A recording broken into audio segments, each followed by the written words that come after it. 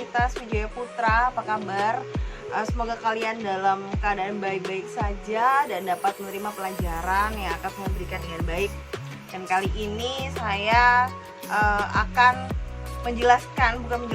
sharing aja ya, kita katakan sharing aja mengenai konsep dasar penganggaran. Nah, seperti kalian tahu, saya di sini mengisi mata kuliah anggaran perusahaan. Nah, di mana anggaran perusahaan itu akan terbagi menjadi beberapa bab yang akan saya sharingkan dalam 12 kali pertemuan seperti halnya pada kontrak mata kuliah kita. Baik, rekan-rekan mahasiswa, sebelum kita berbicara mengenai penganggaran secara menyeluruh, kita harus mengetahui tentunya tentang dasar konsep dasar penganggaran ya.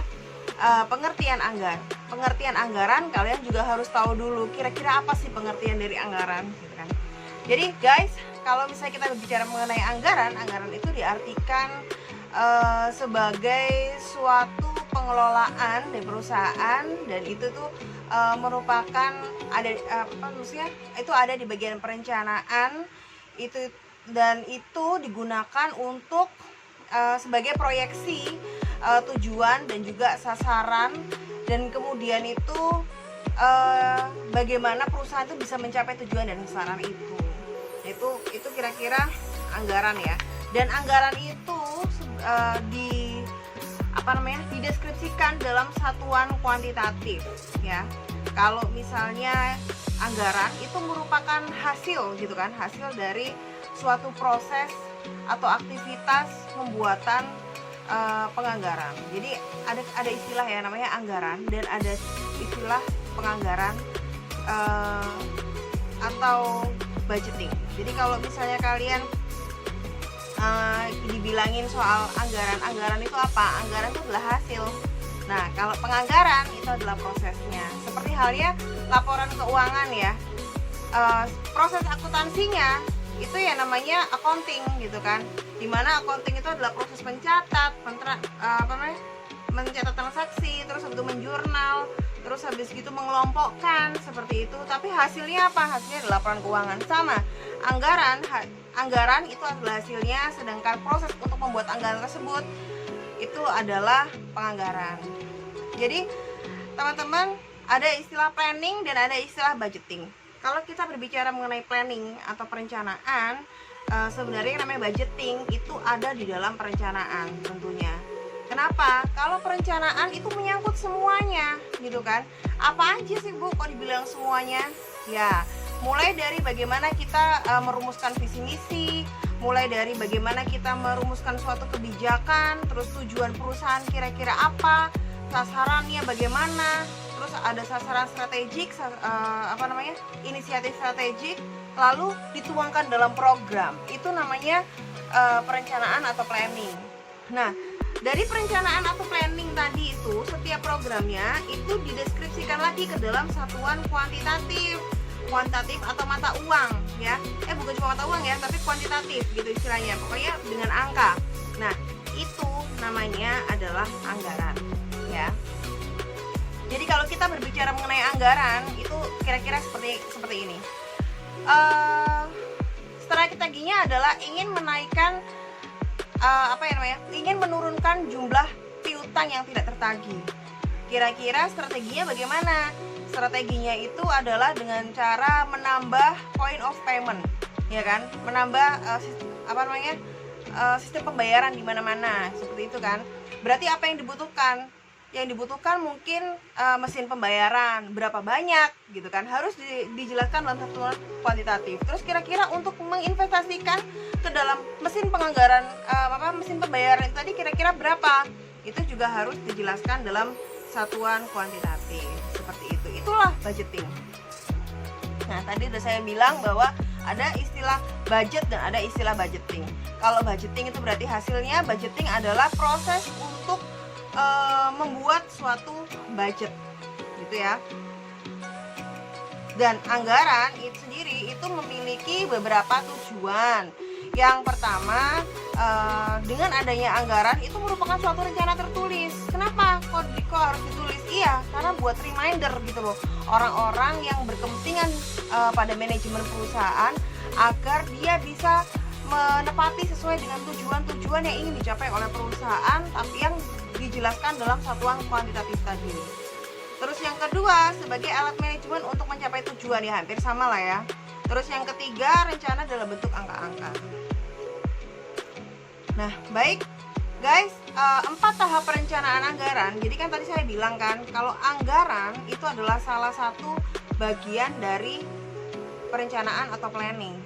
Nah, kalau misalnya sebelum terjadinya anggaran, itu apa sih yang kira-kira dilakukan?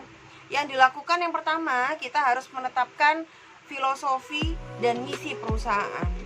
Ya, ada visi dan ada misi. Visi itu kita anggap filosofi lah ya perusahaan. Terus yang kedua, penetapan tujuan perusahaan dan kira-kira strategi perusahaan untuk menetapkan tujuan tersebut itu bagaimana.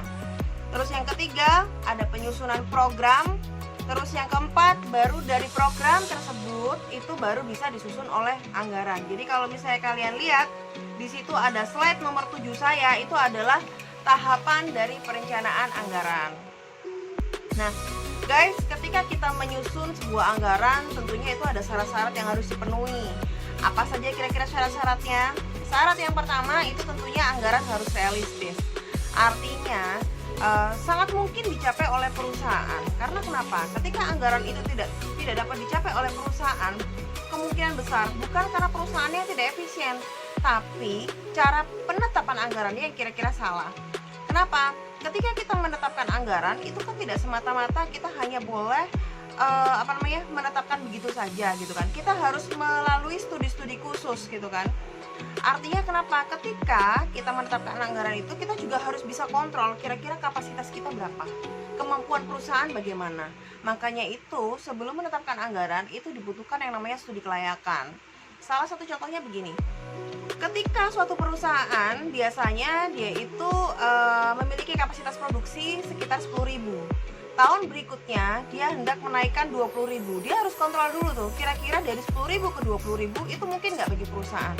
Berapa kapasitas mesin mereka? Berapa banyak mesin yang mereka punya? Ya kan? Terus berapa kapasitas kerja mesin per jamnya gitu? Apakah nututi kira-kira kalau misalnya dalam setahun itu mereka bisa mencetak segitu banyak? Atau enggak kalau mereka punya target segitu, maka investasi apa yang harus dilakukan oleh perusahaan? Misalnya bisa berupa investasi alat baru, bisa investasi berupa sumber daya manusia yang terdidik dan terlatih dan lain sebagainya. Yang kedua, anggaran tuh harus luas. Kenapa?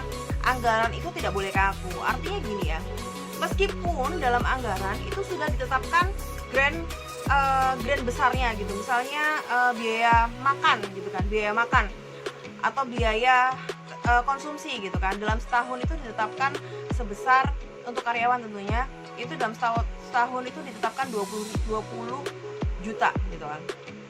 Nah, terus suatu hari ternyata karyawannya nggak sampai makan segitu banyak tuh, ya kan? Terus anggaran tersebut harus bagaimana gitu kan? Ternyata sedangkan pada kode rekening yang lain, misalnya kayak perjalanan dinas, itu justru kekurangan. Nah, itu bisa dilakukan SWIFT gitu loh. Nah, makanya biasanya kalau misalnya di pemerintah sekalipun yang namanya perubahan anggaran itu bisa dilakukan minimal dalam setahun itu ada sekali, tapi tidak merubah rekening besarnya. Jadi misalnya ya ada anggaran kantor, ada anggaran konsumsi, ada anggaran perjalanan dinas, itu masuk ke dalam beban operasional. Nah, itu tidak merubah nilai total di beban operasionalnya perusahaan. Ya, jadi hanya berubah di nilai-nilai di kode rekeningnya saja. Terus yang ketiga, anggaran itu harus kontinu. Artinya apa? Harus diterapkan terus dalam setahun berjalan. Jangan sampai yang namanya anggaran itu nanti satu bulan berubah, satu bulan berubah, satu bulan berubah. Itu untuk anggarannya secara keseluruhan. Tapi berbeda untuk anggaran per divisi. Mungkin kalau anggaran per divisi tentunya bisa dong kalau misalnya berubah-berubah. Tapi ya itu berubah, tapi tidak dalam rekening besarnya. Hanya berubah pada kode-kodenya. kode-kodenya saja, kode-kode rekening kecil ya, atau sub dari kode rekening besar. Baik, ada anggaran, ada ramalan. Kira-kira apa sih Bu kalau misalnya kita berbicara mengenai anggaran dan ramalan? Beda nggak sih? Jelas beda guys. Kalau ramalan tentunya itu kan nggak pakai yang namanya studi kelayakan dulu, nggak pakai dipikir dulu, nggak pakai dipikir realistis apa enggak gitu kan. Asal dibuat asal aja kayak gitu kan. Sedangkan anggaran tentunya yaitu tetap dinyatakan dalam ukuran uang, tapi yaitu kita harus memikirkan beberapa hal terkait dengan kemampuan perusahaan, kemampuan sumber daya, terus habis itu apakah sumber daya manusia, sumber daya perusahaan itu bisa dialokasikan dengan tepat, terus habis itu kira-kira bagaimana dengan pesaing, bagaimana dengan faktor-faktor eksternal lainnya, seperti itu. Itu juga harus dipikirkan ketika kita membuat anggaran. Sedangkan ramalan tidak begitu. Terus yang kedua, umumnya jangka waktunya kalau anggaran itu setahun. Makanya kalian kalau tahu ada anggaran ya, kalau di perusahaan ada anggaran jangka panjang, jangka pendek, jangka menengah. Biasanya kalau jangka panjang itu 10 tahun ke atas. Kalau jangka menengah biasanya 5 tahun. Nah, itu diterapkan juga tuh di negara kita tuh di Indonesia. Kalau kita bilang tahunan, itu adalah breakdown dari rencana jangka menengah dan jangka panjang. Tentunya kalau tahunan berarti setahun sekali. Gitu ya. Tapi kalau ramalan itu dapat ditetapkan sebarang waktu.